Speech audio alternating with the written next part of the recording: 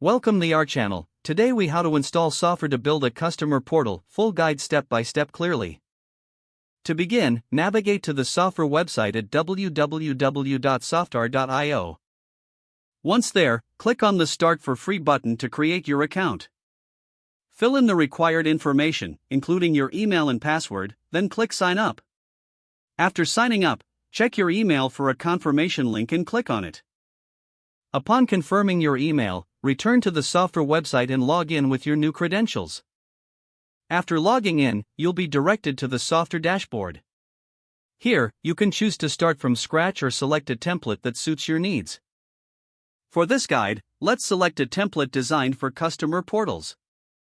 Click on the Templates section and browse through the options.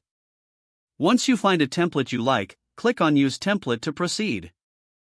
You will be taken to the Softr editor, where you can customize your portal. Begin by clicking on elements to edit text, images, and layouts. Use the left sidebar to add new blocks such as headers, forms, or lists. After customizing your portal, set up your data source by clicking on Data in the sidebar. Choose the appropriate data source, such as Airtable or Google Sheets, to connect your content. Follow the on-screen prompts to link to your data source, entering any necessary API keys or credentials. Once your data is linked, organize your data fields as needed within Softr. Next, configure user authentication to restrict access to your customer portal. In the Settings section, select Authentication and choose your authentication method. You can opt for email/password login or allow registration for new users. Adjust the privacy settings to ensure your data is secure and accessible only to users you authorize.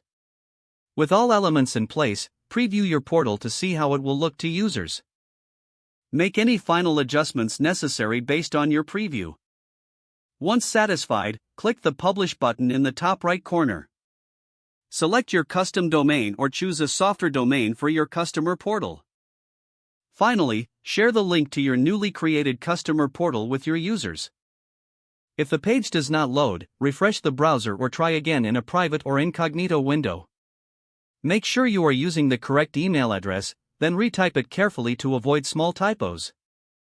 If your password is not accepted, use the reset option and create a new strong password you can remember. Don't forget to like this video and subscribe to our channel for more step-by-step tech guides.